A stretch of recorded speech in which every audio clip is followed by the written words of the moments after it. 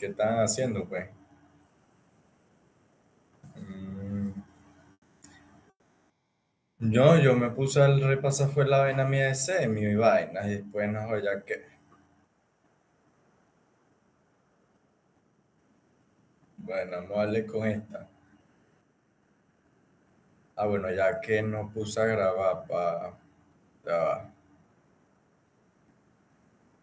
tenerla ahí,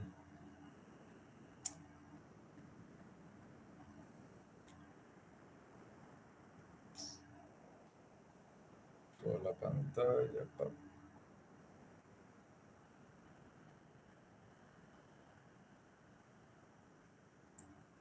Ajá, bueno, vamos a empezar.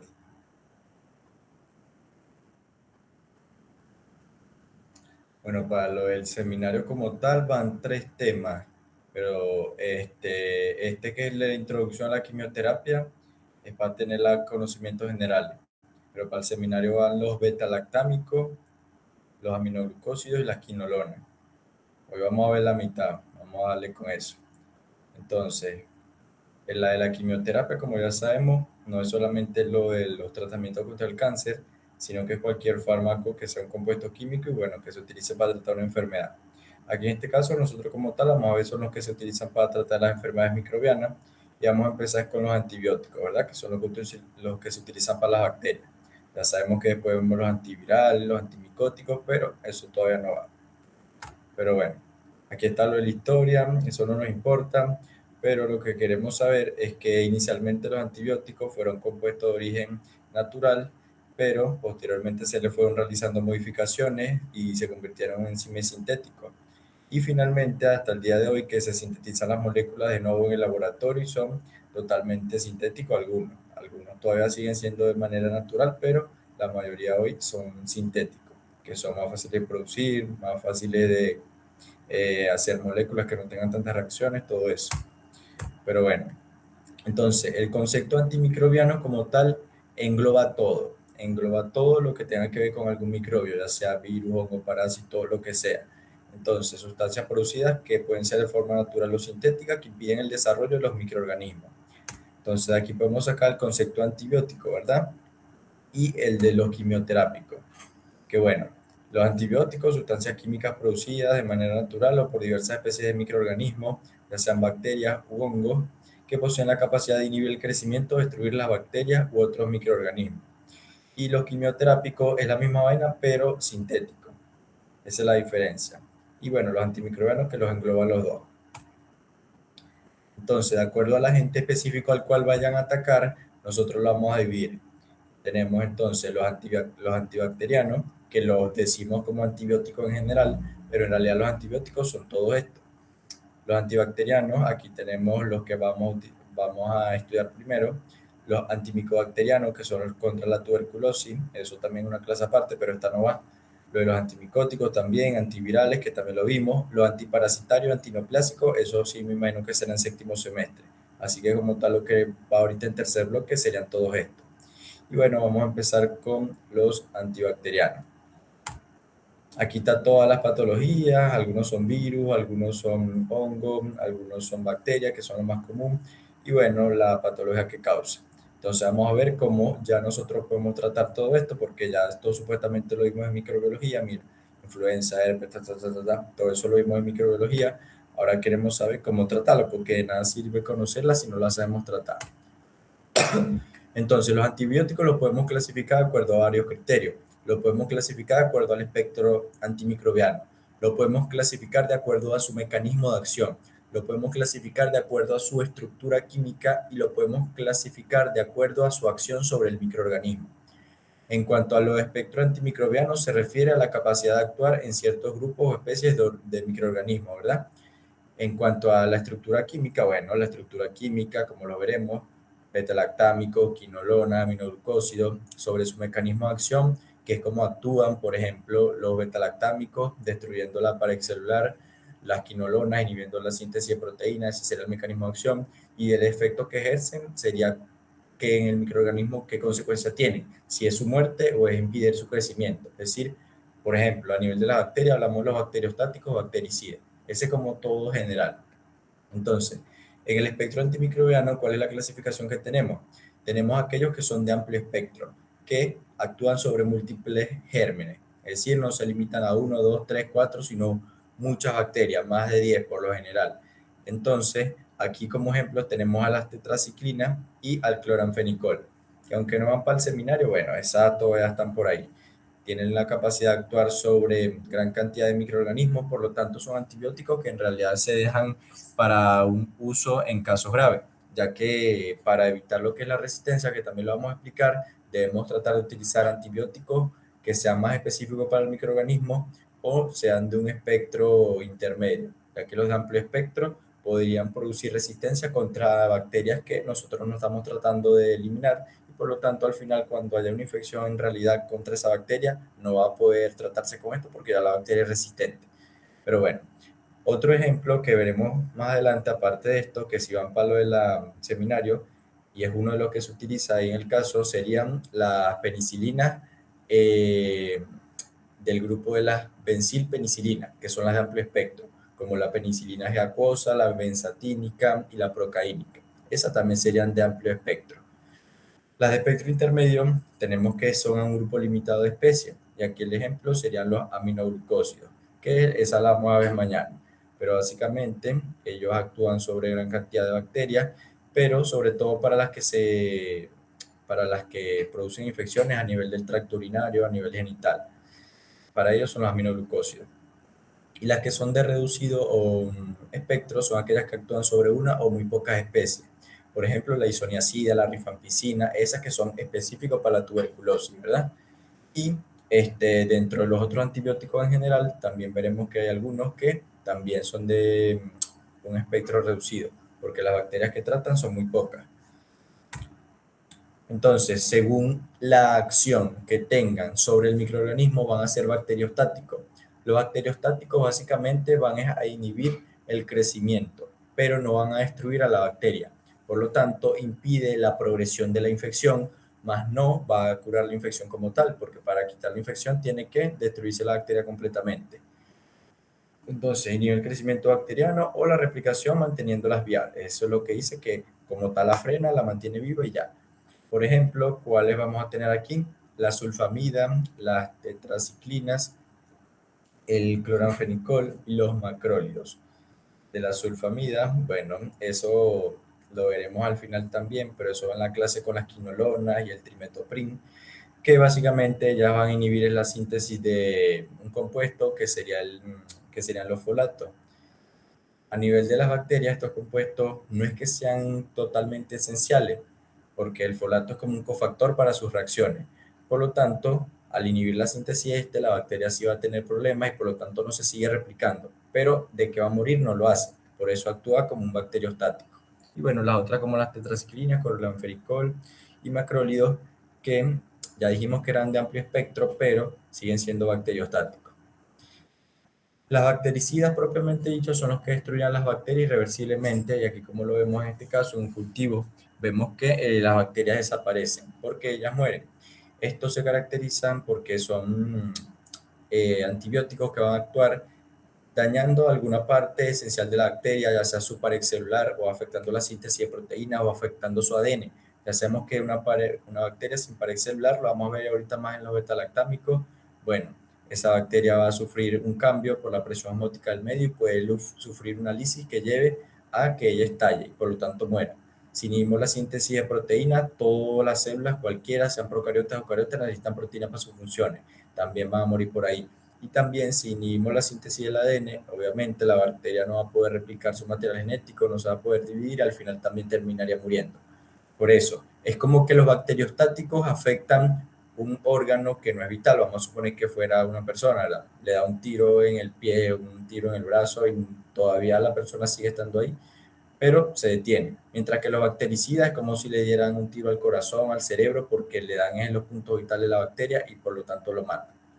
Ejemplo de esto tenemos a los aminoglucósidos, que ya dijimos que estos son los que inhiben la síntesis proteica, las quinolonas que inhiben la síntesis del ADN, eso ya lo veremos más adelante, y los beta-lactámicos, la síntesis de la pared celular, que es lo que vamos a ver después.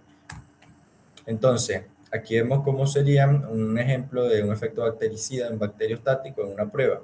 Tenemos el control, que es cuando lo tenemos sin antibiótico. Vemos que a pasar del tiempo, como ya nosotros conocemos la curva de crecimiento bacteriano, está aumentando, ¿verdad? Hasta que llegue a una meseta, ¿verdad? Donde tenemos la mayor cantidad de bacterias.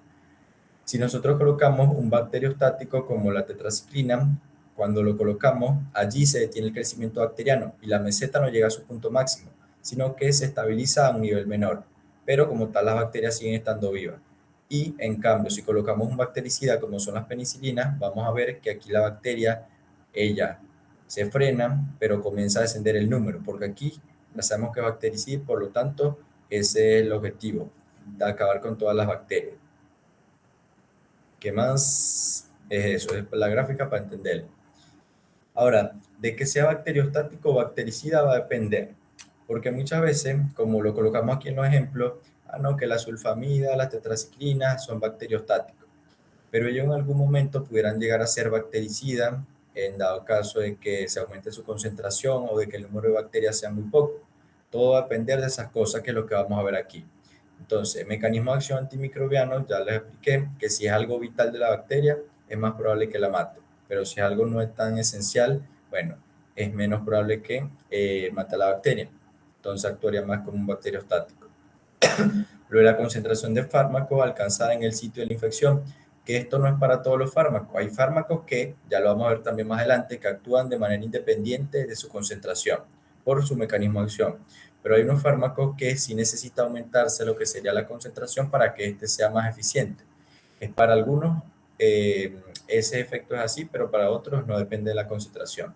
También del tipo de germen, de bacteria, va a depender si ellas tienen mecanismos propios de resistencia y por lo tanto, así sea bactericida, no va a poder detenerla completamente.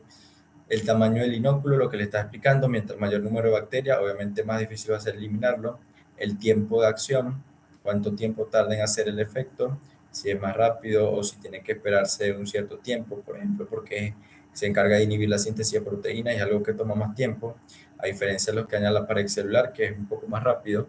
La fase de crecimiento bacteriano, esto lo veremos que se ve más que todo en la de la beta-lactámico, que inhibe la síntesis de la pared celular, pero cuando la bacteria está en fase de crecimiento, ya que una vez que la pared celular ha sido sintetizada completamente, ya la bacteria se vuelve como resistente contra el antibiótico.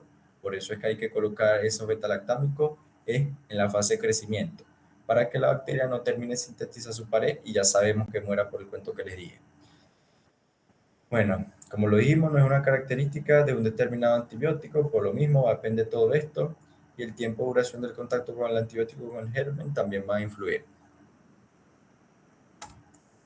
Entonces, otras definiciones que nos permiten entender lo que vamos a ver más adelante sería la concentración mínima inhibitoria, que sería cuando la menor concentración del antibiótico capaz de inhibir 10 a las 5 bacterias, es decir, no sé cuánto es que es eso, como 10.000 bacterias, ¿verdad?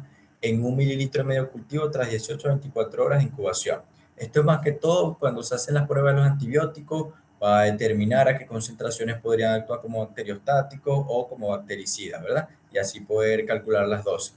Y la concentración mínima bactericida es prácticamente el mismo concepto, pero obviamente ya no vamos a hablar de que cuando es capaz de inhibir el crecimiento, sino que cuando es capaz de destruir a la misma cantidad de bacterias en 1 mililitro de cultivo tras 18 o 24 horas de incubación. Obviamente, si tenemos que la concentración mínima bactericida es menor con respecto a otro, significa que el antibiótico es más potente, ¿verdad? Y por lo tanto, tiene una mayor capacidad bactericida porque vamos a requerir una menor dosis para empezar a matar las bacterias. Eso es, por ejemplo, podría ser un ejemplo. Una cepa que es sensible cuando las infecciones causadas por ella y tratadas con las dosis habituales responde de manera satisfactoria. Es decir, podemos decir que una bacteria puede ser eliminada con antibióticos cuando yo la trato con la dosis común y la bacteria se elimina, ¿verdad? Pero si esa bacteria, para yo poderla eliminar, tengo que darle una sobredosis, bueno, una sobredosis no, sino una dosis fuera de los rangos normales, sino una dosis más elevada para poderla destruir, se dice que la bacteria bien al final puede ser destruida, pero ya tiene como cierta resistencia contra el antibiótico. Y para evitar que se termine de formar esa resistencia, es preferible cambiar el antibiótico. En cuanto a la relación farmacocinética, farmacodinámica, era lo que estábamos hablando hace rato, que hay antibióticos que van a depender de la concentración. A mayor concentración en el sitio de acción van a ser más efectivos, ¿verdad? Un ejemplo de esto son los aminoglucósidos, que ellos se encargan, como les dije, de los aminoglucósidos se encargan de inhibir la síntesis de proteínas y esto lo hacen uniéndose a las unidades pequeñas de los ribosomas, a las 30. Y obviamente sabemos que la bacteria tiene un número de ribosomas específico. Obviamente si yo aumento la capacidad, la concentración del antibiótico va a tener la capacidad de bloquear a la mayoría de los ribosomas y por lo tanto el efecto sería mayor. Las quinolonas también, lo que pasa es que ya la hacen a nivel de la ADN girasa o topoisomerasa 2, bloqueando lo que sería la síntesis del ADN, ¿verdad? Mientras más enzimas bloqueemos, mayor va a ser el efecto bactericida. Y la rifampicina, que bueno, ella lo hace bloqueando la síntesis del ARN mensajero del Mycobacterium tuberculosis. Mientras más ARN polimerasa bloqueemos, más fácil va a ser que la bacteria termine muriendo. Otros antibióticos que van a ser entonces dependientes del tiempo van a ser los betalactámicos y por ejemplo la eritromicina, que bueno, esa la vemos después, pero los betalactámicos que inhiben la síntesis de la pared celular van a depender del tiempo.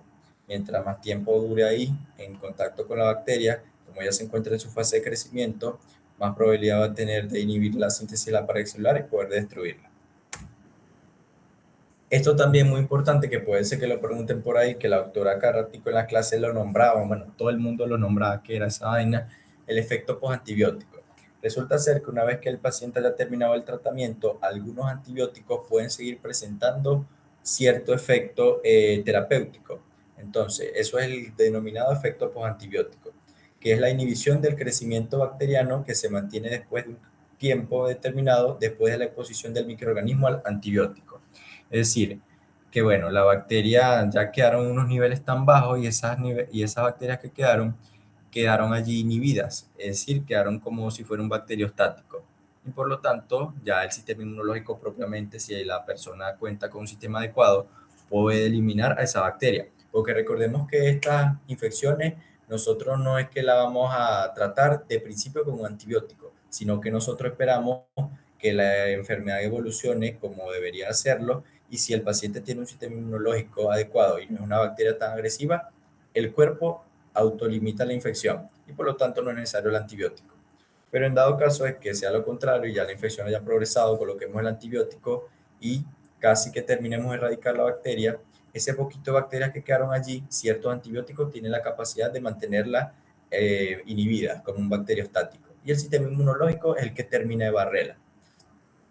La duración del efecto postantibiótico, ¿cómo es explicada? Bueno, se ha relacionado con la concentración del antibiótico, que pueden algunos acumularse y permanecer dentro del organismo, y con el tiempo de exposición, mientras más tiempo haya durado la exposición, ¿verdad?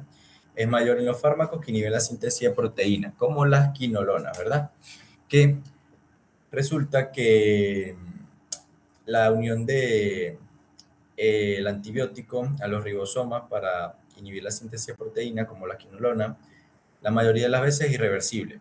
Y obviamente, si se unieron a los ribosomas esas bacterias, bueno, ellas ya perdieron la capacidad de sintetizar proteínas y no mueren de una vez, pero se mantienen inhibidas en el tiempo. En dado caso que la bacteria pudiera llegar a sintetizar nuevos ribosomas, bueno, ya ella podría seguir replicándose, pero como quedaron tan pocas, al final el sistema inmunológico la termina destruyendo y no pasa nada. El mecanismo por el cual se produce el efecto postantibiótico al final todavía sigue siendo desconocido, pero como lo dice aquí, podría reflejar el tiempo necesario para que el fármaco, bueno, lo que yo les acabo de explicar, que algunas veces el fármaco dijimos que se une irreversiblemente, pero en ocasiones por alteraciones, que eso lo veremos en los mecanismos de resistencia, puede ser que ya la bacteria esté empezando como a mutar, ¿verdad? Y a cambiar el sitio de unión del fármaco y llega a librarse el ribosoma, o a esperar que se sintetice la nueva enzima, que en este caso sería el ribosoma. Y bueno, era lo que decía ahí. Entonces, los sitios de acción de los antimicrobianos, que también es otra forma de clasificación, como ya lo hemos venido diciendo, Tenemos aquí a los beta-lactámicos, que es lo que vamos a ver primerito. Tenemos que ellos inhiben la síntesis de la pared celular. Tenemos a las quinolonas, que dijimos que inhiben la síntesis del ADN. Tenemos a los rifampicina, que es la Mycobacterium tuberculosis, que inhibe la ARN polimerasa. Tenemos lo que serían las aminoglucósidos, inhibiendo la síntesis de proteínas.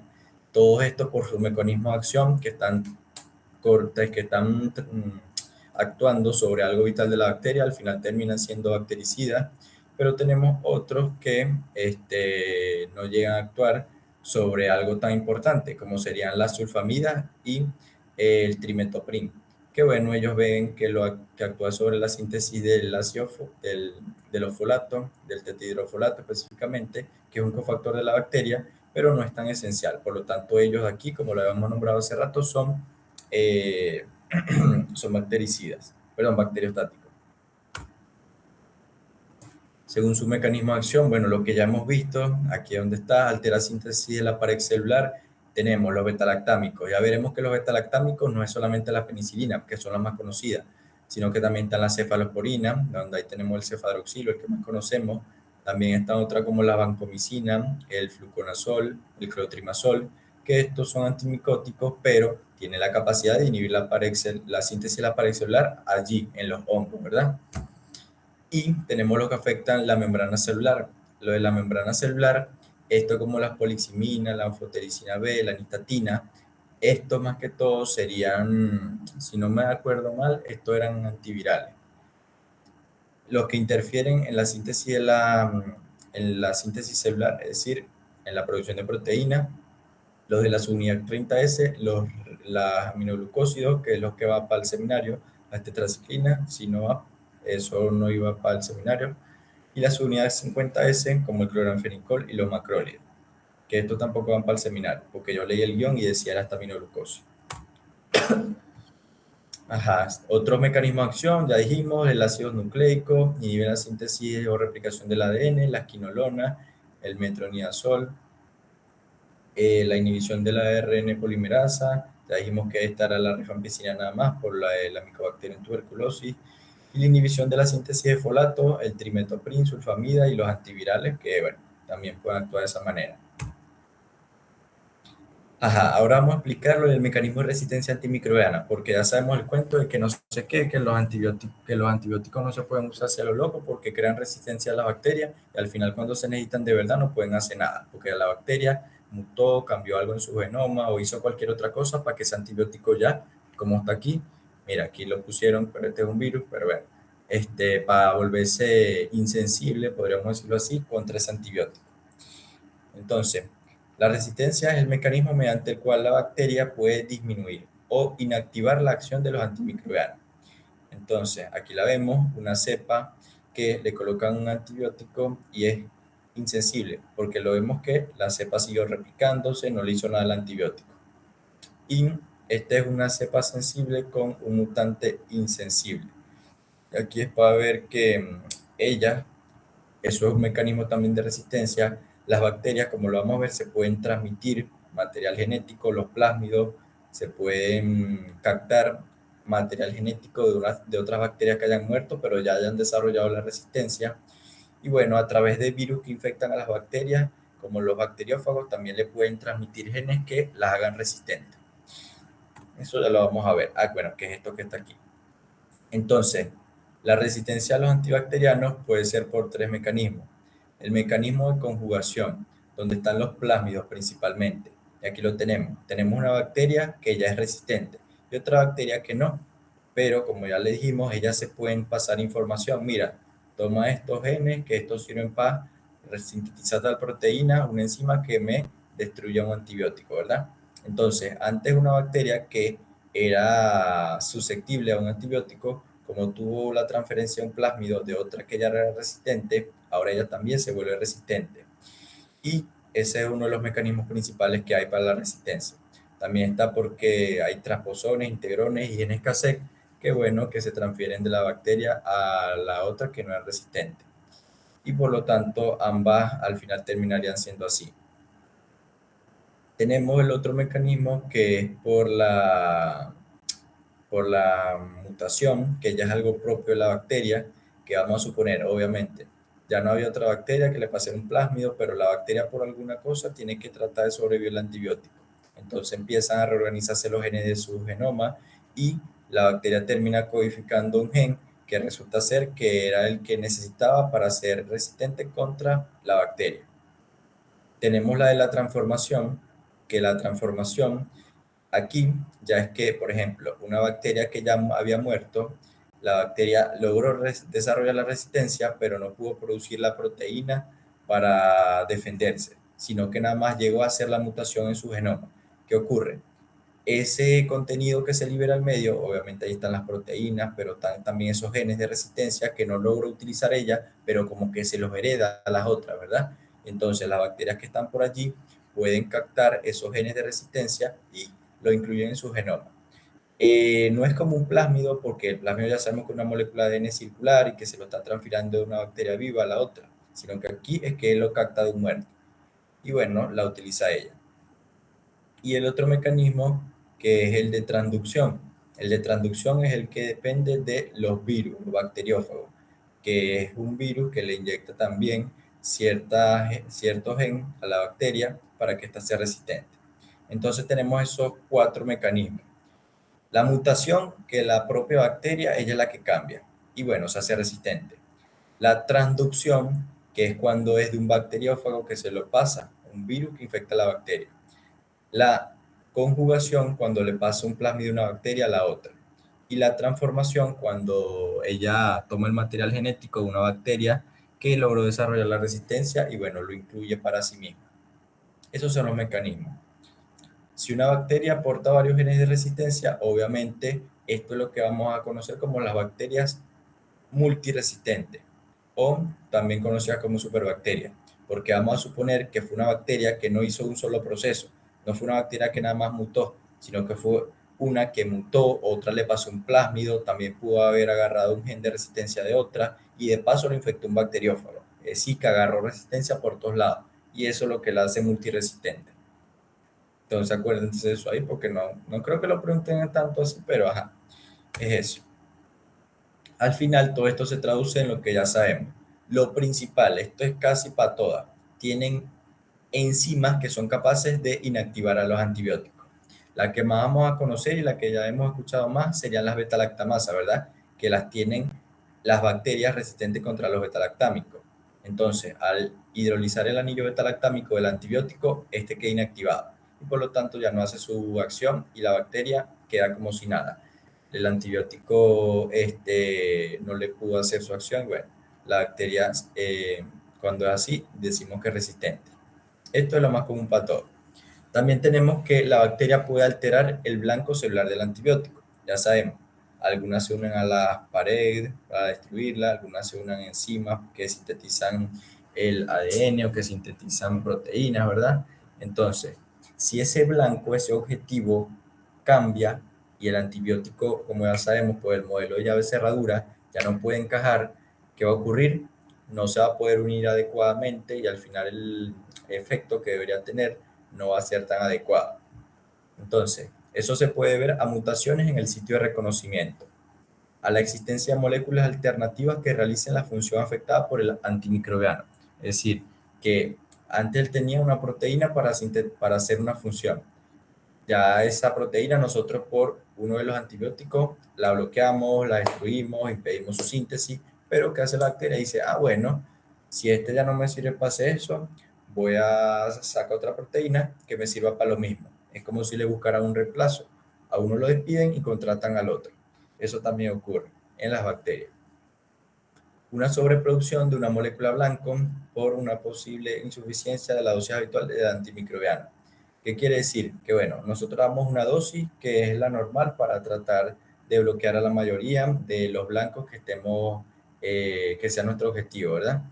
Ah, bueno, tenemos que inhibir las enzimas que sintetizan el ADN. Bueno, vamos a esta dosis para bloquear todas esas enzimas. Pero resulta que en algún momento la bacteria puede comenzar a sintetizar en exceso esas proteínas y por lo tanto ya la dosis del antibiótico normal no le va a ser suficiente. Y entonces ahí es donde se tendría que aumentar la dosis o cambiar el antibiótico. La disminución de la concentración del antimicrobiano en el sitio de acción. Esto en realidad yo lo colocaría de segundo, porque en realidad esto también, aparte de la inactivación enzimática, es lo que más ocurre. ¿Cómo lo hace? Bueno, ¿cómo se disminuye la concentración en el sitio de acción celular? Puede ser por una disminución de su entrada. Esto se ve sobre todo en las bacterias gram negativas, que ya sabemos que tienen una membrana citoplasmática, pero también tienen una membrana externa. Esa membrana externa se encarga de regular el paso de sustancias por medio de la esporina, y en dado caso de que haya un antibiótico en el medio, esta membrana puede disminuir su permeabilidad, impidiendo que el antibiótico ingrese hacia la célula y la destruya. Por lo tanto, esta es una de las más importantes también. Y esta otra, que es las bombas de flujo, que en vez el antibiótico entró, todo bien, nadie le impidió su entrada, pero lo que hace es que por una bomba de flujo, que es una bomba que gasta ATP para sacar las moléculas del antibiótico, al final también impide su acción, porque ajá, de nada sirve que entre el antibiótico, pero lo vuelvan a sacar de una vez. No deja que llegue a su destino final, que sería el objetivo, si es una proteína, lo que sea que lo vaya a inhibir, sino que entra y lo saca de una vez.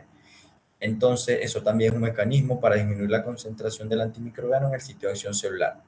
Entonces, como yo les digo, lo de la inactivación enzimática, y esto en realidad es lo más común. Esto ya es más raro porque ajá, requiere de cambio genético y es algo más raro que pasa. Otras más, porque en realidad hay demasiado, pero como les digo, acuérdense siempre de eso de la inactivación enzimática y la disminución de la concentración del antibiótico por los mecanismos que les expliqué. Tenemos cambios en la permeabilidad del agente microbiano, que esto es más o menos como esta misma vaina, porque ajá, es lo mismo. Cambios en el metabolismo microbiano, que deja de ser sensible al antibiótico, bueno, que comienza a utilizar otras enzimas que eran las inhibidas por el antibiótico. Bueno, dice, bueno, ya esta me la están bloqueando, voy a utilizar otra. Sobreproducción de blanco antimicrobiano es repetir esto, no sé por qué lo puso así, pero es básicamente esto que ya hemos visto. El bypass metabólico, bueno, generación de nuevas vías metabólicas que sean insensibles al antimicrobiano. Es como lo mismo, pero con distintas palabras. Y el secuestro del antibiótico por una nueva proteína. Esta tampoco la habíamos visto, pero esta también es muy importante. Resulta ser que a veces las bacterias crean proteínas específicas para que se unan al antibiótico, pero es como un falso señuelo, porque en realidad la proteína a la cual se debería unir el antibiótico, que es esencial, esa se sintetiza otra proteína que se une a él incluso con mayor afinidad, pero que no sea esencial para la bacteria y por lo tanto no le haga nada. Vamos a suponer, tenemos a la ADN girasa, que es la que se encarga de la síntesis del ADN. Allí es donde allí es donde van, por ejemplo, la quinolona, ¿verdad? ¿Qué ocurre? Yo puedo sintetizar otra proteína que no sea la ADN girasa, sino otra proteína cualquiera, pero que tenga incluso mayor afinidad con la quinolona. Entonces la quinolona va a preferir unirse a esa proteína y la ADN girasa por allá se queda libre. Pero como la quinolona se unió a la que no era, bueno, al final no termina haciendo el efecto. Esa también será un mecanismo de resistencia, porque se une a otra que no debería. Bueno, entonces aquí lo tenemos, como sería más o menos un resumen, betalactámico, también puede ser por alteraciones en las proteínas fijadoras de penicilina, que esta es la misma trampectidasa, esa la vamos a ver ahorita más adelante, altera el sitio de unión, bueno, el betalactámico no se une y no puede impedir la síntesis de la pared celular, las quinolonas, la modificación de la ADN girasa, vamos a suponer que, bueno, fue la enzima que se modificó o que se produjo otra proteína distinta a ella para que se uniera a la quinolona con mayor afinidad y esta quedara libre. El clotrimazol, que bueno, modificación de las enzimas blancas igualmente. Las quinolonas, vancomicina, también modificaciones en la membrana externa que disminuye la permeabilidad para que éstas puedan ingresar. La de los aminoglucósidos, modificaciones en la membrana interna. Esta sería más o menos aquí, que también pide en su entrada. Lo de la inhibición enzimática, lo más común, la de la beta-lactámico, los aminoglucósidos, el cloranfenicol, la eritromicina, bacterias que producen beta-lactamasa y otras enzimas que hidrolizan estos antibióticos. Modificación de la ARN polimerasa en el caso de la rifampicina con Mycobacterium tuberculosis resistente, que se modifique esa enzima y por lo tanto ya la rifampicina no puede actuar, la bacteria sigue como si nada. Modificación del blanco ribosomal, sobre todo en los aminoglucósidos también.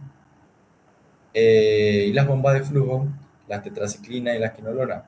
Estas bombas de flujo son muy características en las bacterias multiresistentes como Pseudomonas aeruginosa y Acinetobacter baumannii, y esto es lo que hace que esas bacterias sean así y sean las principales de las enfermedades nosocomiales, ¿verdad? Porque gracias a la bomba de flujo los antibióticos pueden ser muy buenos, un mecanismo de acción muy bueno, pero si no lo dejan llegar a donde debería, no hace nada. ¿Cuáles son los factores que promueven la resistencia bacteriana, verdad? El mal uso de antibióticos, lo principal, que se le dan antibióticos cuando no se deberían, lo que ya le estaba explicando. Si es una persona que le está iniciando una infección, pero tiene su sistema inmunológico adecuado, uno espera un tiempo prudente a ver si el sistema inmunológico logra contener la infección y al final la elimina. No darle el antibiótico de entrada de una vez. También el uso de infecciones virales, lo que ya sabemos, los antibióticos, bueno, los antibacterianos propiamente dicho, son para eso, para las bacterias. A los virus no le hacen nada porque su mecanismo de acción no tiene nada que ver con los virus, ¿verdad? Por lo tanto, lo que hace al final es actuar sobre las otras bacterias que no están haciendo nada, creando resistencia, para que cuando haya una infección contra ellas, en realidad, las bacterias ya están preparadas contra ese antibiótico y no les haga nada. Uso de agentes amplio espectro, lo que les expliqué al principio, la automedicación, obviamente, porque no saben por cuántos días, no saben cuál es el indicado, los regímenes inadecuados, que igualmente sean con unas indicaciones por tantos días, pero debería ser por menos. Los usos profilácticos erróneos, que bueno, muchas veces se usan antibióticos para prevenir infecciones, por ejemplo, cuando hay personas que tienen una herida y fue por un accidente. Ya sabemos que ahí puede haber tierra, puede haber otros desechos, depende de dónde haya sido el accidente, y esta se puede infectar, es lo que en teoría podría pasar. Pero muchas veces se utilizan los antibióticos inadecuados, se utilizan antibióticos de un amplio espectro cuando debería utilizarse unos antibióticos de un espectro intermedio o reducido, depende a la bacteria cual estemos sospechando que podría ser la que causara la infección. Como ya sabemos, la más frecuente ahí serían las de estafilococo, en las partes blandas, los estreptococos. Pero bueno, lo de elección empírica inadecuada, que es lo que seguimos aquí en Venezuela.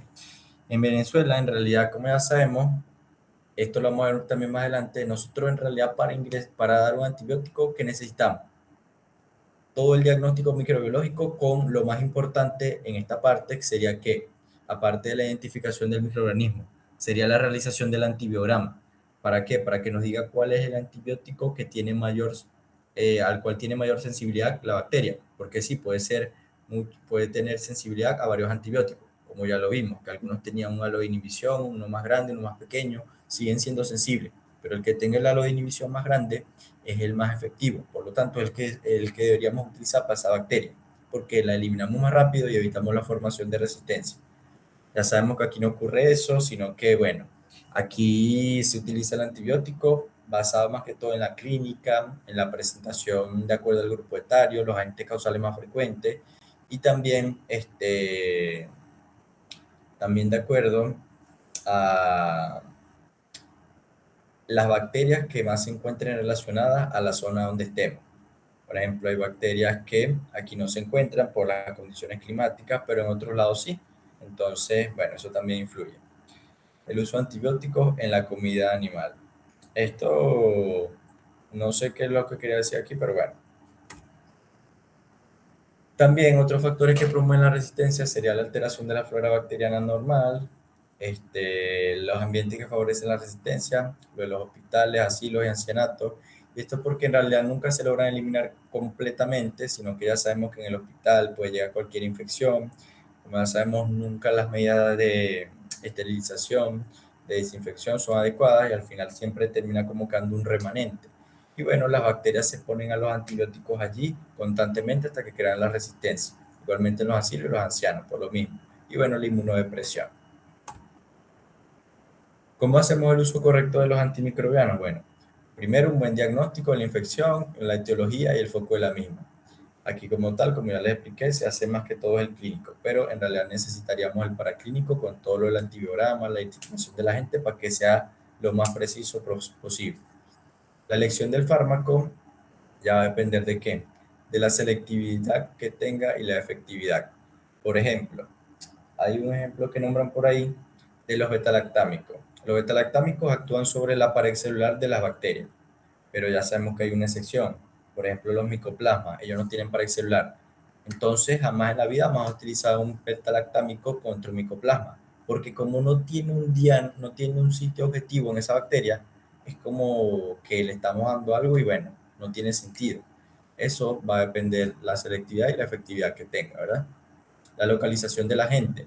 Bueno, muchas veces hay antibióticos que no tienen buena distribución por sus características físico-química, ya sea porque sean cationes o porque sean moléculas muy grandes, no pueden atravesar barreras como la hematoencefálica y en dado caso que tengamos una meningitis, tenemos que buscar un antibiótico que tenga la capacidad, primero, de actuar contra la gente que estamos planteando en el caso, el etiológico, y que también que tenga la capacidad de atravesar la barrera hematoencefálica para que lo pueda destruir.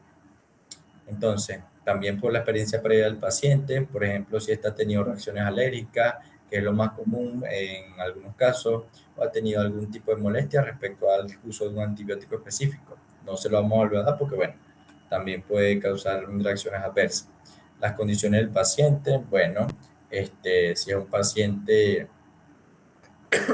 que está en buenas condiciones, se le dan antibióticos eh, normales de espectro intermedio, pero si es un paciente hospitalizado con una sepsis, bueno, ya se le tendrían que dar antibióticos de amplio espectro. Y bueno, la toxicidad que tenga el antibiótico, algunos son más tóxicos que otros y depende también del grupo etario. Por ejemplo, hay algunos como lo serían lo de la esquinolona, que ya se acumulan en los tendones y en la placa del cartílago de crecimiento. Creo que eran esos, sí, sí son esos. Y al final, ¿qué terminan produciendo? En los niños no se pueden dar porque terminan produciendo una talla baja. Entonces sería una toxicidad que, bueno, los efectos se mantendrían a lo largo del tiempo. Y eso creo que lo preguntan también por ahí en el post, el pre, no sé. Los datos clínicos también, bueno, la infección bacteriana, tenemos que hay un tratamiento empírico que, bueno, es que se da inicialmente, pero no debería ser así. Y bueno, la toma de la muestra, como ya sabemos, es micro. Bueno, lo que ya yo le he dicho cada ratico, no a los antibióticos una vez, sino que esperar que el organismo controle la infección. Lo del antibiograma, lo que ya yo les he dicho, todo esto. Bueno, esto era lo que le estaba explicando hace rato. Por ejemplo, aquí tenemos que la concentración mínima inhibitoria es de 6, no sé qué unidad están utilizando, pero ajá. La vancomicina es de 18. Si ustedes le dan esto, ¿qué antibiótico utilizarían para tratar esa infección? La ciprofloxacina o la vancomicina, bueno, sería el que tenga una menor concentración mínima inhibitoria. ¿Por qué? Eso nos dice que es más potente y más efectivo contra esa bacteria. La vancomicina también es efectiva, pero la dosis tiene que ser mayor y todo eso, así que preferimos uno que se utilice una menor dosis. Entonces, a menor CMI, más sensibilidad. Ajá, lo que dice ahí. Bueno, ¿cuáles son los tipos de terapia antimicrobiana? Tenemos 5, ¿verdad? Esto va a depender de la evolución de la enfermedad. Si tenemos un paciente sin infección, pero tuvo una herida, cualquier otra cosa, que sospechemos que se puede infectar, los antibióticos que vamos a utilizar serían profilácticos. Si tenemos un paciente que tiene una infección, pero todavía no presenta síntomas, sino que está iniciando, ¿verdad? Se va a dar un tratamiento anticipatorio, que es para evitar que esa infección progrese. Si tenemos ya un paciente con los síntomas típicos de una infección, vamos a suponer que tenga un acceso, tiene fiebre, todo eso, pero no sabemos el agente etiológico, vamos a utilizar un tratamiento empírico en base a la clínica, la epidemiología, cuáles son los agentes causales más frecuentes de infecciones en donde nos encontremos, y bueno, ese sería el tratamiento empírico. Una vez que ya nosotros tengamos un agente etiológico determinado, ya vamos al tratamiento definitivo, el antibiótico que de acuerdo al antibiograma nos diga que es el más indicado, ¿verdad? Porque la bacteria es más sensible a ese.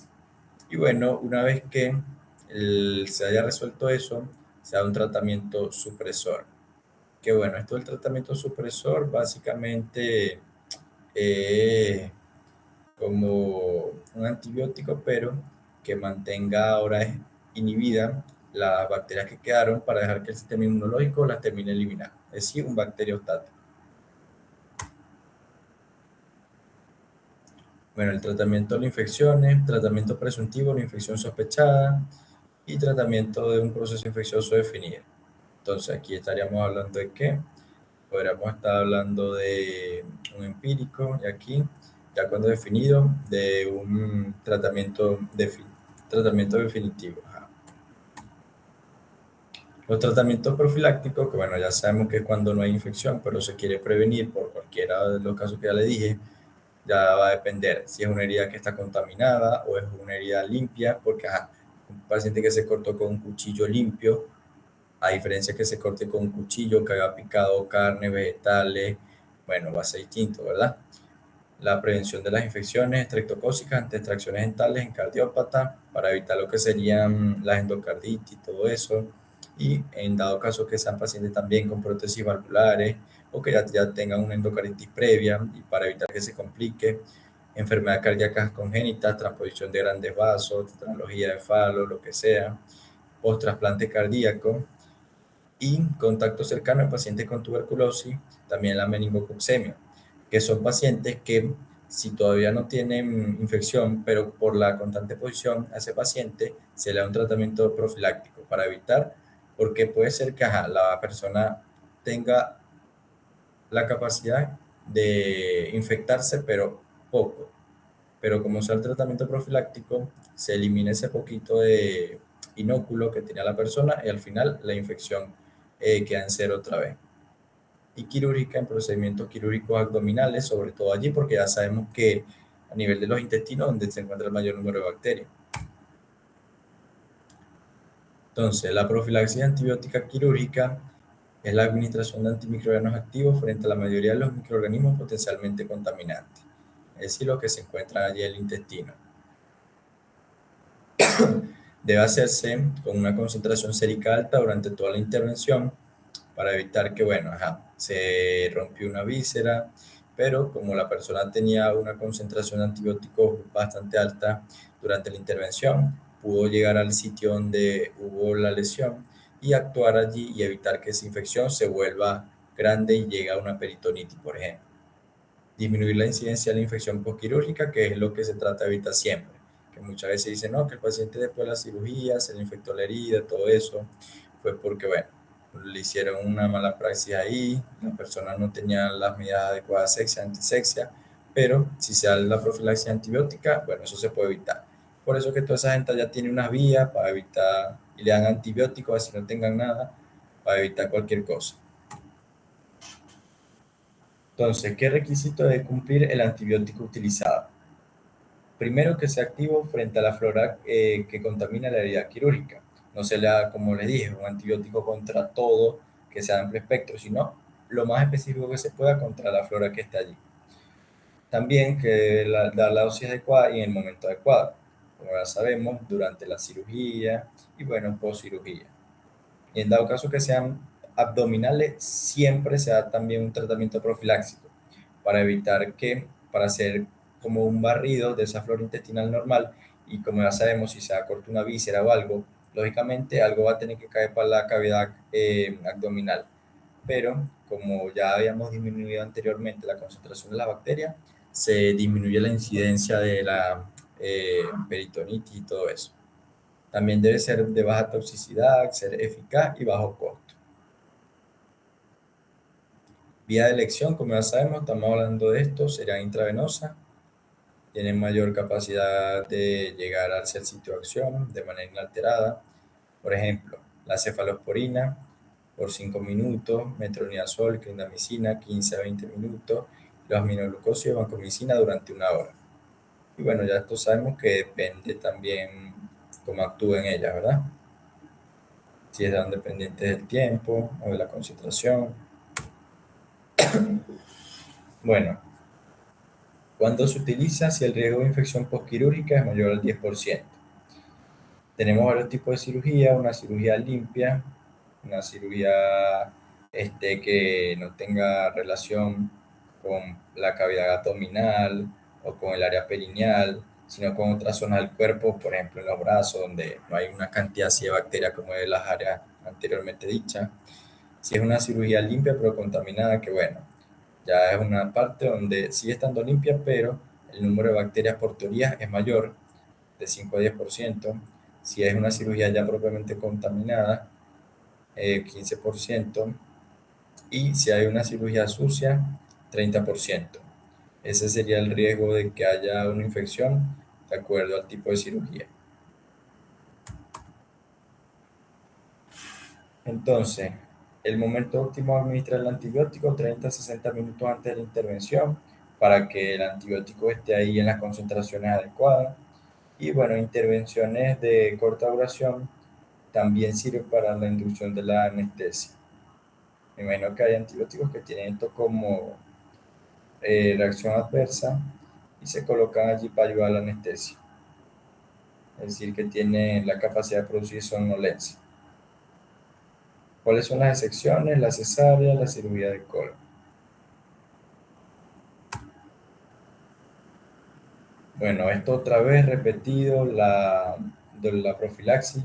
Vamos a darlo contra la flor esperada. Para esto hay que saber epidemiología. Bueno, en el hospital de allá de donde estamos nosotros, en Barquisimeto, las bacterias que son más frecuentes serían no sé qué, Pseudomonas, Escherichia coli, que no sé qué. No vamos a utilizar, por ejemplo, un antibiótico contra el antrax o contra otra cosa así que sea menos frecuente, ¿verdad? Lo utilizamos contra lo que nosotros esperemos. El patrón de sensibilidad del hospital, que es lo mismo, a qué antibióticos se ha visto mejor respuesta en los pacientes. En los ensayos clínicos, bueno, ya eso es más estudios. Las propiedades galénicas, farmacocinéticas, farmacodinámicas, reacción adversa al antibiótico. Y bueno, el espectro de actividad, como ya siempre lo recordamos, evitar el amplio espectro.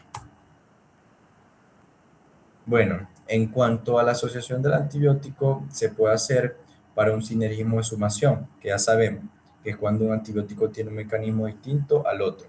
Por ejemplo, que utilicemos, esto se ve mucho en lo de la tuberculosis, que siempre se utilizan son tratamientos combinados.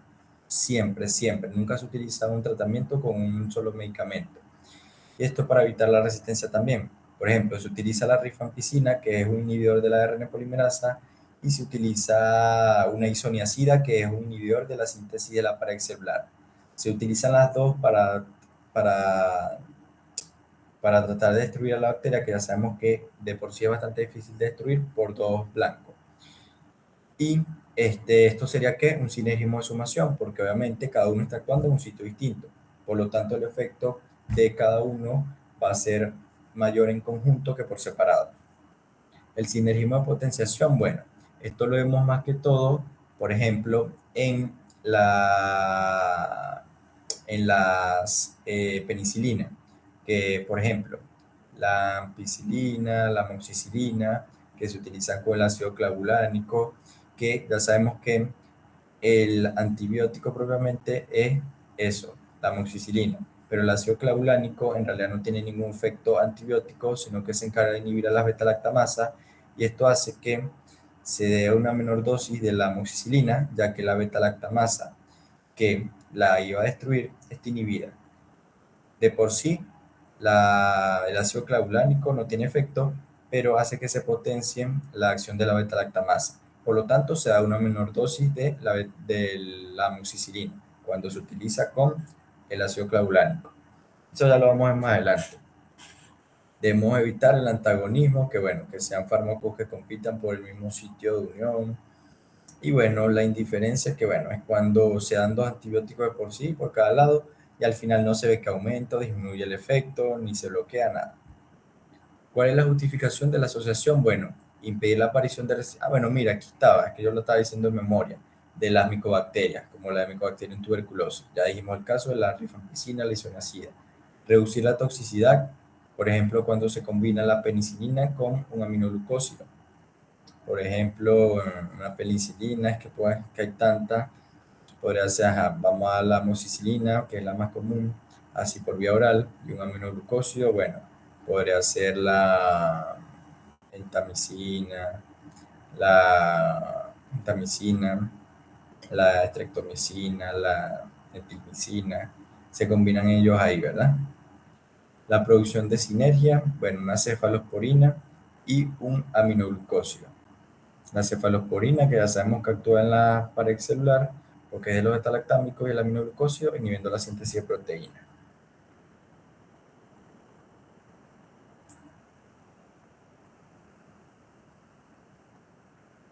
Bueno, aquí está lo de la clasificación, según espectro, según su mecanismo de acción, según su acción, ya hablamos todo lo demás. Y bueno, eso sería lo primero. Así se lleva un rato ahí. Vamos a darle aquí con las penicilinas y la cefalosporina, que son los beta-lactámicos. Aquí sí empezamos propiamente. Yo creo que está más rápido, porque la primera hablábamos mucha paja. Aquí es decir los nombres, cómo actúan y esas cosas. Entonces, los betalactámicos como tal son un grupo grande de antibióticos donde se incluyen cuatro tipos, pero como todos comparten la característica de que tienen eso, un anillo betalactámico que es como el centro de la molécula, ya lo demás son como modificaciones que lo diferencian uno del otro, que las penicilinas que tienen el ácido 6 penicilánico, la cefalosporina, el 7 cefalosporánico, entonces eso es lo que la va diferenciando, ¿verdad? Y otros que en realidad no lo vamos a estudiar, sino que nada más lo nombran al final, que serían los carbapenémicos, donde está el imipenem, el meropenem, el itarpenem, todo eso, y el de los monobactámicos, donde está el astrionam, que es uno solo y ya. Pero los que más vamos a estudiar, porque son los que más hay, los más que se utilizan, son las penicilinas y la cefalosporina. Como todos pertenecen a la misma familia betalactámico, todos van a compartir el mismo mecanismo de acción, es decir, como ya sabemos, los betalactámicos inhiben la síntesis de la pared celular. Entonces, sea penicilina, cefalosporina, va a ser la misma vaina, va a ser el mismo mecanismo de acción. Entonces, descubrimiento, como ya sabemos, las penicilinas vienen del hongo, que es el penicillinum no sé qué, capsulatum, descubierta por, no me acuerdo qué era, el Fleming, no sé, eso no nos importa, pero aquí está lo que nosotros queremos saber. Bueno, entonces las penicilinas, aquí tenemos las que más se utilizan. Tenemos la ampicilina, la amoxicilina, la oxacilina, la flucoxacilina, la ticarcilina, la piperacilina, la carbenicilina. Aquí la estamos dando de manera general, pero ya tienen su clasificación. Por ejemplo, la ampicilina y la amoxicilina son de la aminopenicilina y se dan por vía oral. Bueno, ya la oxacilina, la flucoxacilina, estas son las penicilinas eh, eh, tiene un nombreito feo, Ixo no sé qué, pero son las que se utilizan contra las bacterias que producen beta-lactamasa y no se utilizan con ácido clavulánico porque ya es un antibiótico resistente a la beta-lactamasa. Eso ya lo vamos a ver. La oxacilina y la flucloxacilina son ejemplo de esta. La ticarcilina y la carbenicilina, ellas pertenecen a a las carpenicilina, algo así, y la piperacilina a la ureidopenicilina. Esa será toda la clasificación que vamos a ver. Y está la de amplio espectro, que no la colocan aquí porque en realidad ellas como tal son la última opción. Aquí estamos colocando las que más se utilizan. Tenemos lo otro, que sería la cefalosporina, que incluso hay más, que ya se dividen por generaciones, de la primera a la sexta generación, pero se utilizan más la de las tres primeras. Entonces aquí tenemos el cefadroxilo, tenemos a la cefalexina, que son de la primera generación, tenemos al cefaclor, a la cefuroxima, que estas son de la segunda, tenemos a la cefotaxima, la ceftriaxona, que estas son de la tercera, el cetiputen también es de la tercera, y bueno, el cepiroma, que es de la cuarta, y está de la quinta y la sexta, que es el ceviprolol, y el otro que no me acuerdo cómo se llama, pero esos también se dejan para el final. De los carbapenem, que como les dije, no lo vamos a estudiar casi, solamente lo vamos a nombrar por ahí al final, decir una cosita, el imipenem y el meropenem, y de los monobactámicos, el astreona. Bueno, entonces ya sabemos, se llaman betalactámicos porque mira, esto que está aquí, esto, ese cuadrito que está ahí es el anillo betalactámico, es el núcleo de todas ellas. Y bueno, lo que cambia es la modificación que tengan. Entonces las penicilinas, con ese ácido que ya les nombré hace rato, el ácido penicilánico, la cefalosporina con el cefalosporánico, las carbapenemas, tiene otra cosa ahí, y las monobactamas, que en realidad tienen una sola sustitución.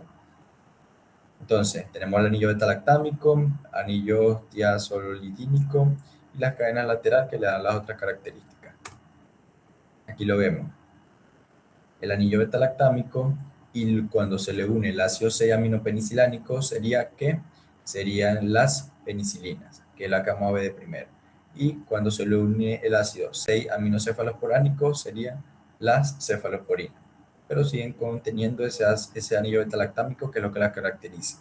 Por lo tanto, tienen una estructura química similar, comparten diversas características, el mecanismo de acción es el mismo, las indicaciones pueden variar porque algunas tienen este, tienen capacidad de actuar sobre unas bacterias, otras no, pero en realidad se utilizan para lo mismo casi siempre.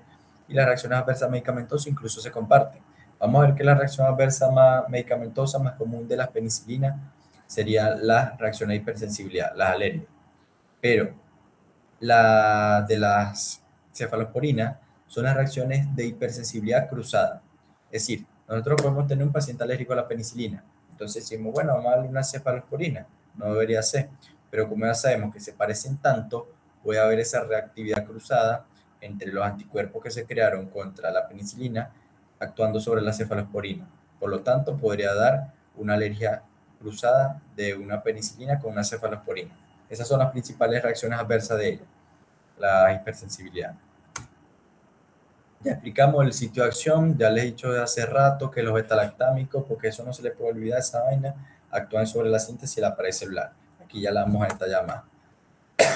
Entonces, recordamos la pared celular de la gran positiva, que tiene una gruesa capa de pectiolicano, más nada. Mientras que la de las bacterias gram negativas tiene una fina capa de pectiolicano, pero tiene una membrana externa. Y esta membrana externa, como yo les dije, muchas veces se encarga de disminuir la permeabilidad o cuenta con bombas de flujo que hace que entre el antibiótico y salga. Por lo tanto, las bacterias gram negativas pudieran llegar a ser un poco más resistentes contra lo que serían los betalactámicos. Entonces, tenemos que la enzima diana a la cual se va a unir la penicilina es esta, la PBP, proteína que une la penicilina, que es la enzima que también es conocida como la transpeptidasa. La transpeptidasa básicamente actúa de la siguiente manera. Aquí nosotros tenemos que el pectiolicano está aquí en la parte externa, ¿verdad? Formando la pared celular, pero ese pectiolicano no llegó ahí de la nada. El pectiolicano se sintetiza dentro del citoplasma y él es trasladado hacia afuera por la enzima transpeptidasa y también favorece la unión de ella formando los puentes para que al final tengamos esa malla de pectiolicano formando la pared celular. Pero si bloqueo a la enzima que se encarga de todo ese proceso, obviamente no se sintetiza la pared celular, por lo tanto la bacteria muere. Por lo que ya dijimos, el choque osmótico, eso ya lo vamos a repasar. Entonces, son enzimas bifuncionales. Actúan como transglucolasa por la parte de lo que serían los carbohidratos y transpeptidasa porque este, son compuestos que tienen carbohidratos y también se unen por uniones peptídicas, ¿verdad? Aquí está el puente peptídico.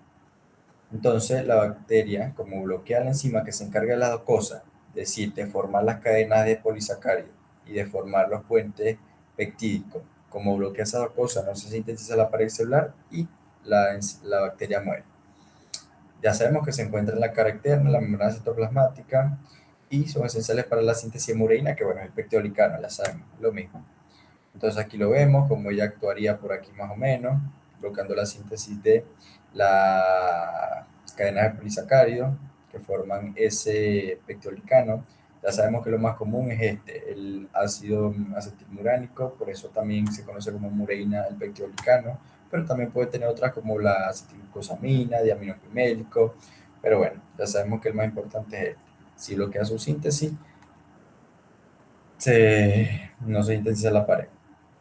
Entonces, mecanismo de acción de las penicilinas, el principal, porque tienen varios, pero el principal que las caracteriza es eso, la inhibición o el bloqueo de la enzima transpeptidasa. No se sintetiza la pared celular, como ya vimos. Obviamente es esto, la continuación, inhibir la síntesis de la pared celular. Es como la secuencia. Inhibimos esto ya no pasa, ya sabemos que esto es lo que constituye la pared, por lo tanto la pared tampoco está. Lo que ya yo les había dicho hace rato, que la bacteria en fase de crecimiento es que está sintetizando la pared y por lo tanto aquí en este momento es donde actúa el antibiótico. ¿Qué ocurre si no se da la formación de la pared? La pared puede estar pero defectuosa y ocurre la lisis por la alta presión osmótica del medio. Porque como ya sabemos en micro, el primer tema que vimos allá por el quinto semestre, la pared celular se encarga de regular la presión osmótica de la bacteria, porque nuestra presión osmótica no va a ser la misma que la dentro de ella. Pero para evitar ese cambio, como ya no se puede autorregular, sino que ella depende de sí misma, creó esa capa, que es la pared celular, pero como ya se la quitamos, la presión osmótica de nuestro cuerpo va a hacer que la bacteria se destruya. Y por eso es que la vemos aquí, que ya estalla. Los mecanismos de resistencia, repaso porque es que ya lo hemos visto, pero para que vean. Ya tenemos que lo principal que les había dicho yo por allá hace rato, general las enzimas. Pero como aquí ya sabemos, la enzima le damos un nombre ya más específico. Sería la beta-lactamasa. Destruyen el anillo beta-lactámico, inactivan el antibiótico, no hace nada. Por lo tanto, la bacteria es resistente. También la alteración de las proteínas fijadoras de la penicilina, es decir, que haya una mutación en el sitio de unión de ese antibiótico en la proteína a la cual debería unirse, ¿verdad? Que ya esto depende más de la parte genética para que cambie la forma donde se une el antibiótico y todo eso. La alteración del transporte, como yo les dije, más que todo en las gram negativas, por lo que tienen bombas de flujo, por lo que las porinas pueden regular impidiendo el paso del antibiótico y todo eso. Bueno, aquí tal vez las bombas de egreso, que es la de flujo, la misma vaina. Aquí entonces las vemos. Tenemos el citoplasma de la bacteria, tenemos la membrana plasmática, la pared celular. Esta debería ser vamos a ver, capa peptidolicano. Entonces, esta sería la membrana citoplasmática, esta sería la pared celular y esta sería la membrana interna. Por lo tanto, esto sería probablemente una bacteria gram negativa por las características que tiene doble membrana. A nivel de la membrana externa tenemos las porinas que disminuyen la permeabilidad, por lo tanto disminuye la concentración del fármaco en el sitio que debería actuar, que sería aquí, ¿verdad? Donde están las proteínas de unión a la penicilina o la transpeptidasa. Por lo tanto, si disminuye su entrada, obviamente no va a poder actuar. También tenemos las beta-lactamasas que se encuentran en todos esos espacios y agarran al antibiótico y lo destruyen. También tenemos las bombas de flujo, que bueno, serían las que lo sacan, y que el sitio de unión donde se une el antibiótico cambia por una mutación genética. Bueno, aquí sí empezamos ya con los fármacos, con la clasificación.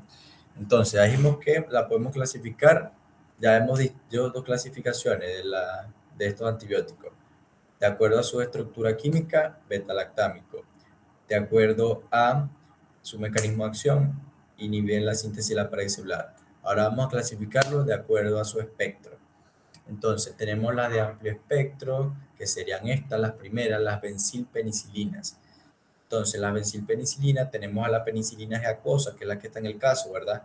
Que se le inyectó la penicilina G acuosa para lo de la meningitis, ¿verdad? Por el Streptococcus pneumoniae.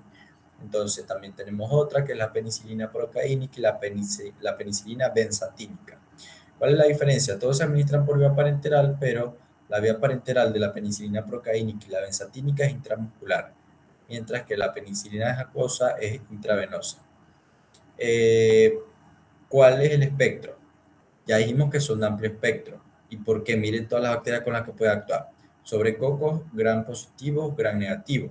Es decir, podría actuar sobre Streptococcus, Staphylococcus, podría actuar sobre las Neisseria, que son cocos gram negativos, podría actuar sobre todas esas, podría actuar también sobre aquellos que son anaerobios, no actúa sobre los bacteroides, como bacteroides frágiles y todo eso, pero se actúa contra los enterococos. Y aquí tenemos los ejemplos de las bacterias: neumococo, gonococo, estreptococo, meningococo, estafilococo, treponema, actinomyces, clostridium, bacillus, corynebacterium, listeria, meningococo, que esto ya sabemos que son bacilos gram positivos, entonces no solamente contra cocos gram positivo y gram negativo, sino que también contra bacilos, porque ya sabemos que los actinomyces, clostridium, bacillus son eso, con corynebacterium, listeria son bacilos gram positivos. Así que actúa sobre muchas cosas, entonces por eso son de amplio espectro. La excepción sería los bacteroides. Y en el caso, proponen que el agente causal era Streptococcus pneumoniae, ¿verdad? Y aquí lo tenemos, Streptococcus, no colocan la especie, pero puede ser Pneumoniae, Piógenes, Viridian, pueden ser cualquiera. Pero el caso era Streptococcus pneumoniae, por lo tanto la penicilina jacosa era un tratamiento adecuado. Ahora la clasificación de las penicilinas, ya seguimos ahora, pero con las del grupo de las, este era el nombre que no me acordaba, las ixazolilpenicilina. Pero estas también son llamadas las penicilinas antiestafilocócica y estreptocócica. ¿Por qué? Porque los estafilococos y los streptococcus son las bacterias que producen mayormente las beta-lactamasa, ¿verdad? Y como actúan sobre esta bacteria, pero ellos son resistentes contra esa beta-lactamasa, se utilizan es para esas bacterias resistentes a la beta-lactamasa, como lo hice aquí. Entonces, aquí esto podemos tener algunas que son orales, algunas parenterales.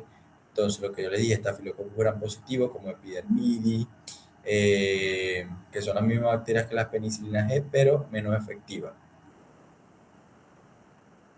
¿Qué más? Son productores de penicilinasa o beta-lactamasa. Las bacterias que produzcan esto, que no se le puedan dar otro antibiótico, porque ya son resistentes y todo eso. ¿Cuáles son los representantes? Ya yo por ahí les había dicho. Tenemos la cloxacilina, la flucloxacilina, que son las que más se usan.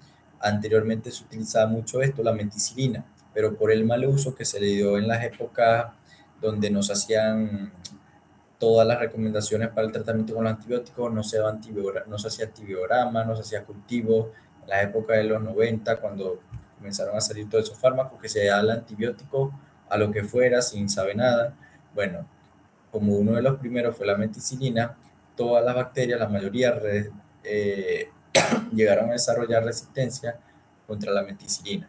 Por eso hoy en día no es muy usada, sino que se utilizan más estos nuevos, la cloxacilina, la oxacilina, dicloxacilina y la flucloxacilina.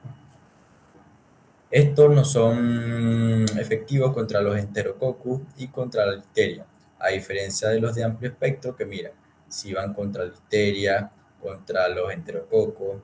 Por lo tanto, estos serían de qué espectro. Bueno, podríamos decir que son de espectro reducido, porque la estamos dejando para estafilococcus y prácticamente para más nada. Entonces son de espectro reducido.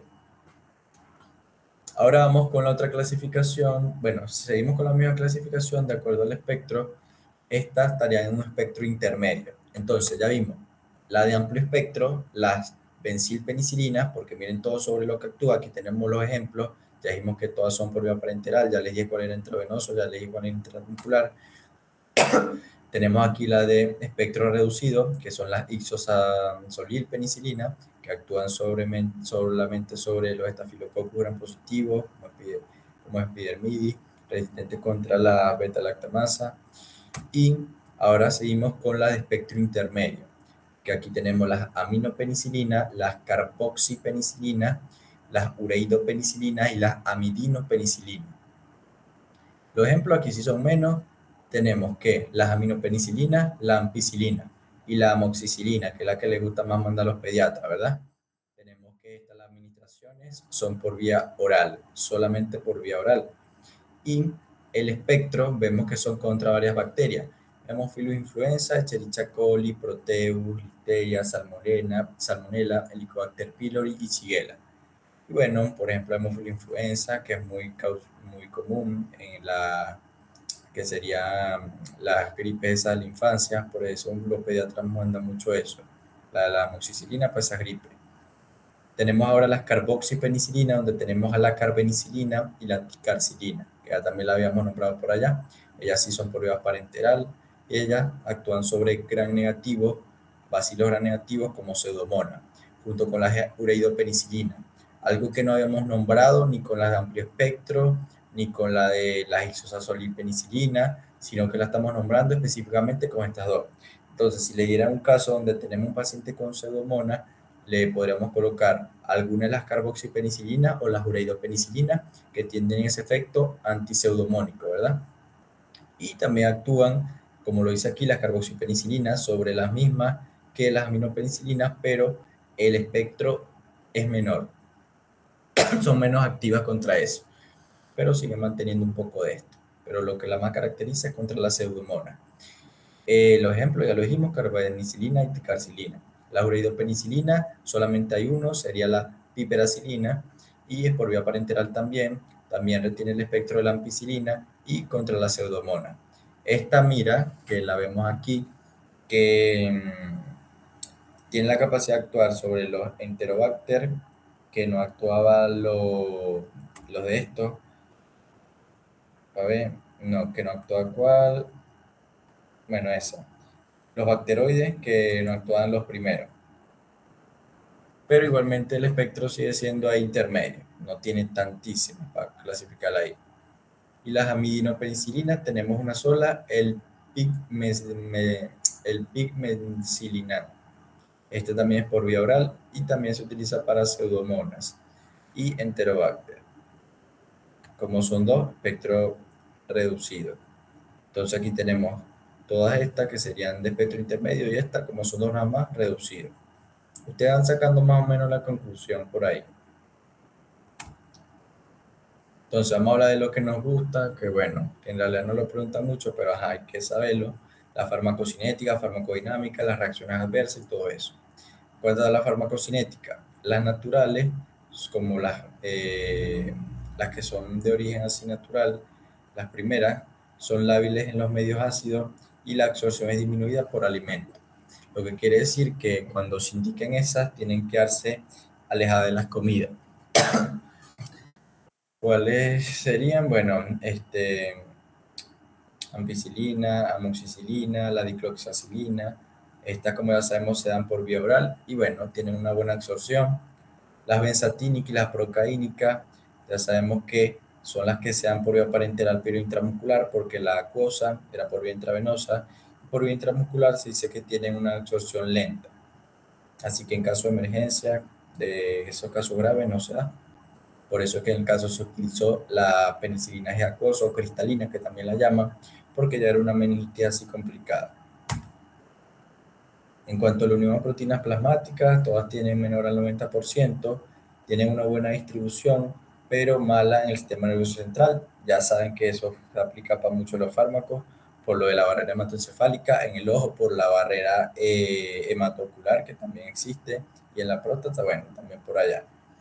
En la meninges inflamada, eso es el caso que está por ahí, que ya sabemos que si tenemos un paciente que tiene una meningitis, ya sabemos que hay inflamación, aumento de la permeabilidad.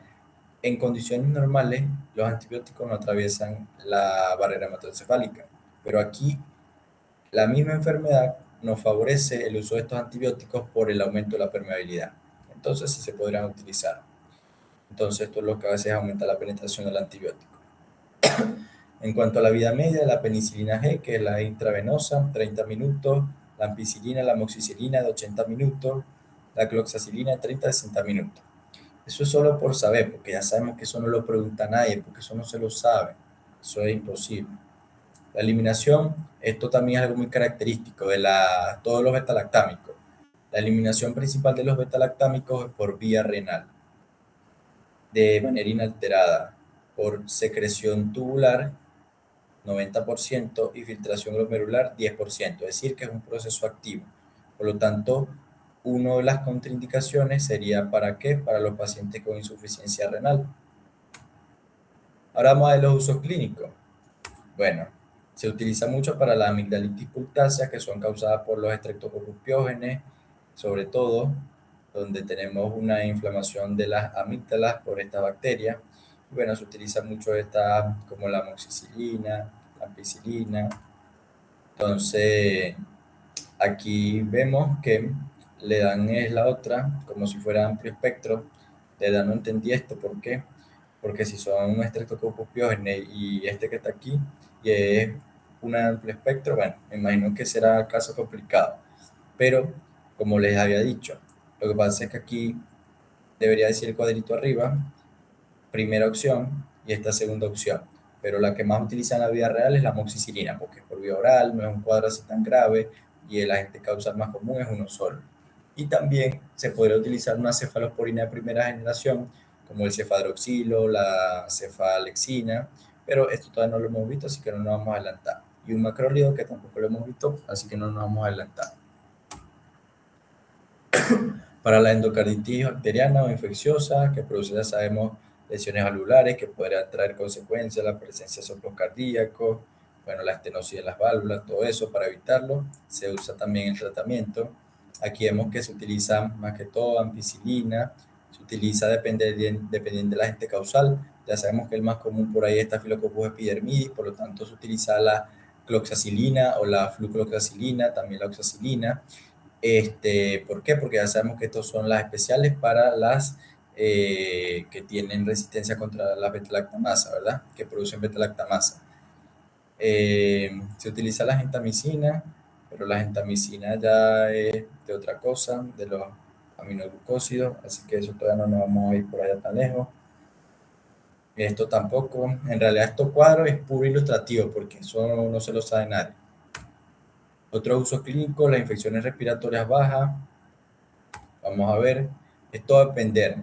La neumonía bacteriana, pero no complicada, va a depender de la edad. Por lo que yo le estaba haciendo el cuento hace rato, que muchas veces el diagnóstico va a depender de la clínica y la epidemiología. Y esto es lo que hace mucho en pediatría. Las neumonías en pacientes menores de un mes son más comúnmente causadas por Streptococcus agalacti, también por Listeria monocytogenes, Staphylococcus aureus, y bueno, Enterococcus especies y otros anaerobios, pero el más común es este Streptococcus galacti, porque ustedes se acuerdan que las mujeres lo tenían allá en la vagina y el bebé nace por allá, entonces podría llegar a infectarse también por los Listeria monocytogenes que atraviesa la placenta y pudiera llegar a dar esto por allí. Y bueno, por eso en los menores de un mes se da sobre todo lo que sería la ampicilina. La cefotaxima, que bueno, es una cefalosporina de tercera generación, todavía no la hemos visto, pero se puede dar este tratamiento de manera combinada. Entonces estamos combinando una ampicilina más una cefotaxima, más una cefalosporina, que digo, penicilina, cefalosporina. Y otra segunda opción sería la ampicilina con un aminoglucósido, que bueno, podría ser cualquiera de los que vamos a ver más adelante. Una ampicilina con la cefepima, que es de cuarta generación. De 1 a 3 meses. Algunos se siguen manteniendo, pero se siguen agregando como Streptococcus pneumoniae. Antes estaba solamente Streptococcus agalactiae, pero ya de 1 a 3 meses, Streptococcus pneumoniae, Haemophilus influenza tipo B y clamidia entran aquí en juego también. Por lo tanto, aquí se utilizan ya más combinaciones, la ampicilina más la cefotaxima más un macrólido. Y también podría ser la ceftriaxona. La ampicilina más aminoglucósidos, estas serían las segundas opciones, todo esto. Aquí, bueno, es lo mismo, pero mayor edad. Sigue manteniéndose la ampicilina, como la ven. La ampicilina es muy utilizada. Si no es la ampicilina, es la amoxicilina. Aquí en este caso utilizan más la ampicilina, pero siempre combinada con una cefalosporina. Esto es para potenciar la acción del fármaco y, bueno, tener una mayor capacidad de destruir esa bacteria. Así tengan los dos el mismo mecanismo de acción, porque estos seguirían inhibiendo la síntesis de la pared celular, igual que este. Pero bueno, se combina. Aquí la vemos, ya cuando son niños mayores de 5 años, se da la penicilina cristalina más macrólidos, pero la amoxicilina también podría seguirse combinando con otros macrólidos. Eso depende mucho en realidad de la gente y bueno, de todo lo demás. Para la osteomielitis, por Staphylococcus aureus, Staphylococcus epidermidis, todo eso. Entonces, osteomielitis o artritis aguda, como les dije, va a depender de la menor de un mes, Staphylococcus aureus, pero Staphylococcus aureus siempre es el primerito. Aquí está, siempre va a ser el primero en los menores de un mes, 1 a 3 meses, es el más común. También está Streptococcus Streptococcus galacti, pero en los de hasta 3 meses, ya después se iría haciendo, pero Streptococcus pyogenes va cambiando eso. Y bueno, aquí daríamos cuáles. Ya dijimos que tenemos las isoxazolil penicilina, que son las utilizadas para las bacterias resistentes porque tienen beta-lactamasa. Entonces aquí sí se prefieren son esas, como la oxacilina, la flucoxacilina, la meticilina, que bueno, ya dijimos que no se utiliza casi, combinada con una cefalosporina, como la cefotaxima, aquí la seguimos utilizando, cefotaxima, ceftriaxona, todo esto. Y bueno, aquí la combinan con otra cefalosporina, cefepima, ta, ta, ta, ta. Otro uso clínico es para la sífilis, ¿verdad? Que bueno, puede ser para la sífilis primaria, secundaria, latencia o terciaria. Entonces, aquí la vemos. Tratamiento estándar para la sífilis primaria y secundaria va a ser la penicilina G benzatínica. Estas unidades, estas dosis, ya sabemos que eso no lo estamos viendo, así que por eso no se preocupen, porque a eso no pueden preguntar. Las alternativas para alérgicos a la penicilina, bueno, se utiliza la doxicilina, Pero bueno, esto en realidad no nos importa mucho. Lo que hay que saber es que se puede utilizar para la sífilis también y ya. Y en la mayoría de las sífilis se utiliza la penicilina benzatínica, es el tratamiento estándar. Lo que va cambiando es la dosis. Sífilis primaria y secundaria es esta dosis.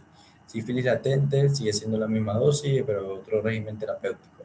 En la sífilis latente se utiliza una dosis mayor y en la neurosífilis, que es la peor, se utiliza una dosis, mira, 10 veces para una sífilis primaria o secundaria. Bueno, en caso de meningitis bacteriana, que era el caso que nos presentaban allá, ¿verdad?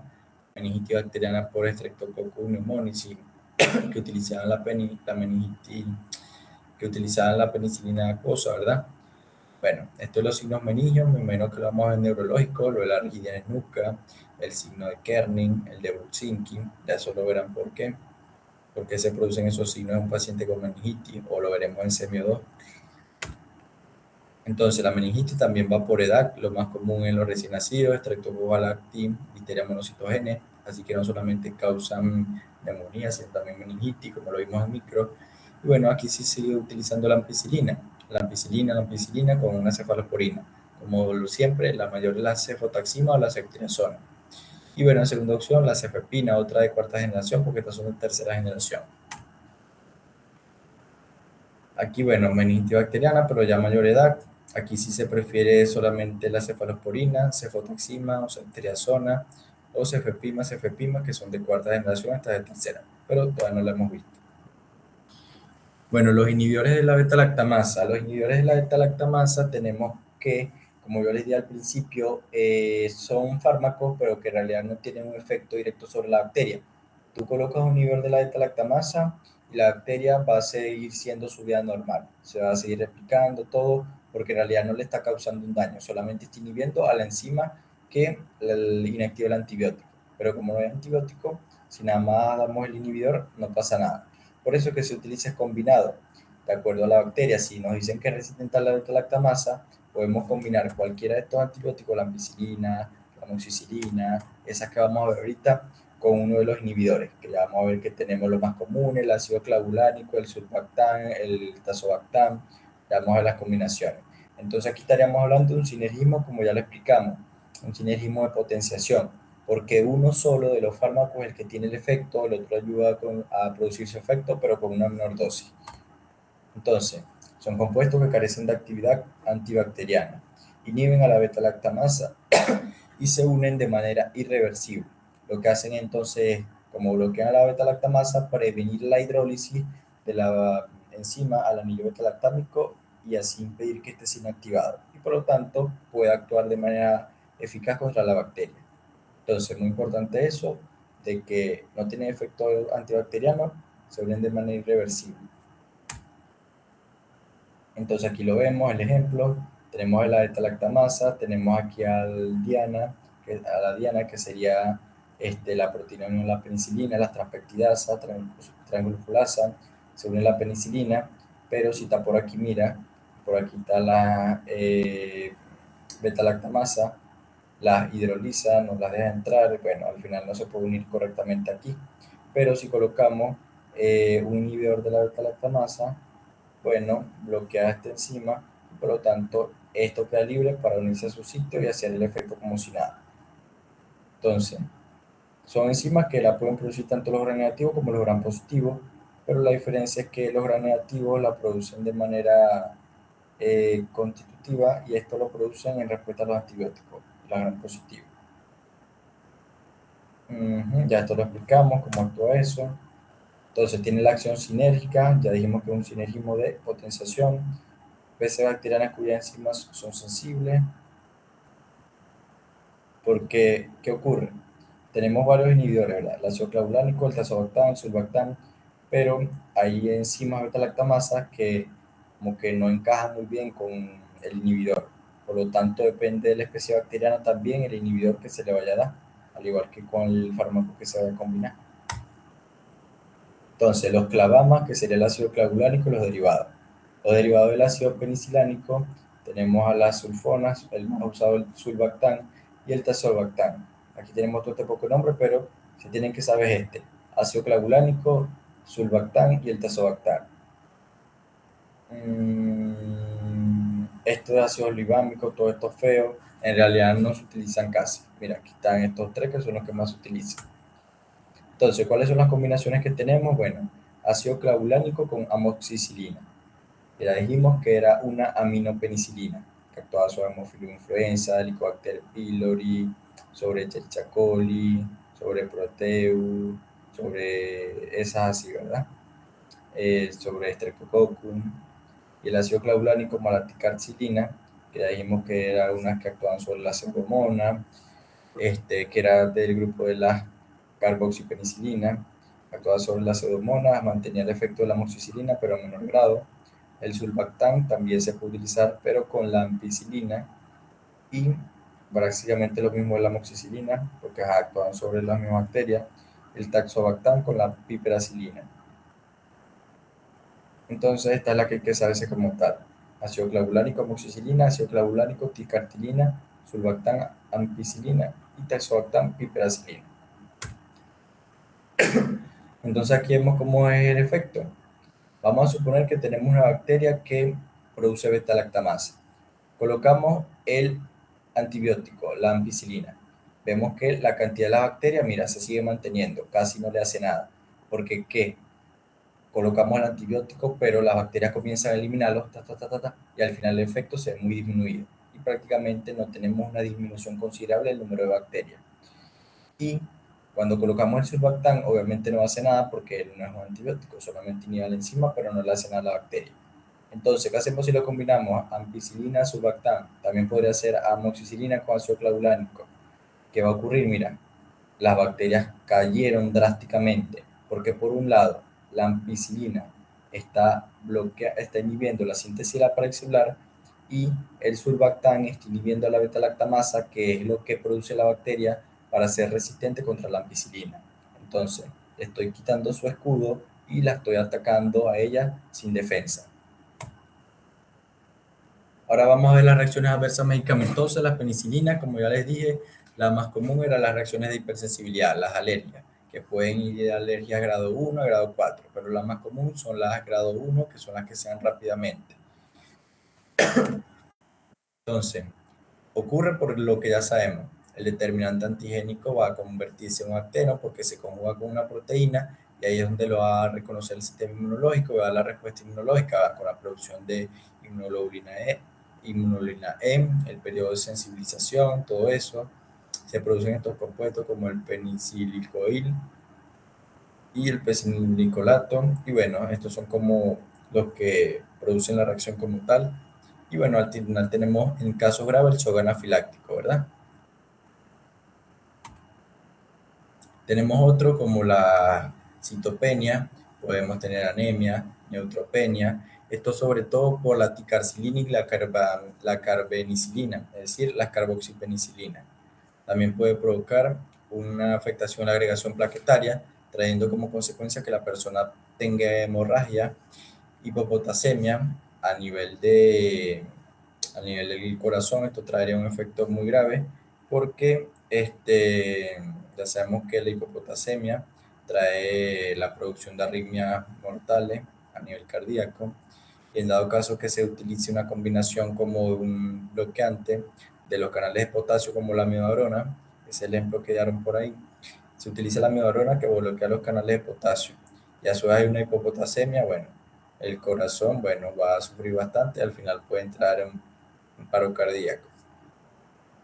La elevación de la transaminasa, porque bueno, podría producir cierta alteración a nivel hepático, aunque no se elimina por allí, pero puede tener cierta hepatotoxicidad, sobre todo por la naxilina, oxacilina y las carbenicilinas.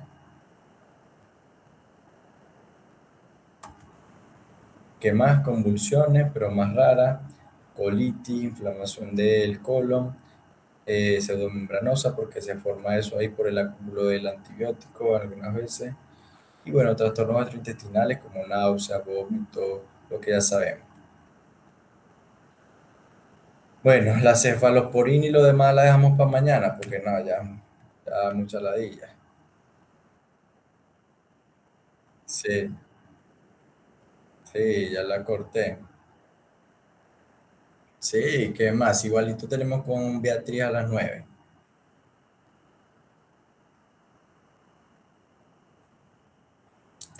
Dale, mañana. Dale, pues. Yo subo el video y se los paso por ahí. Dale.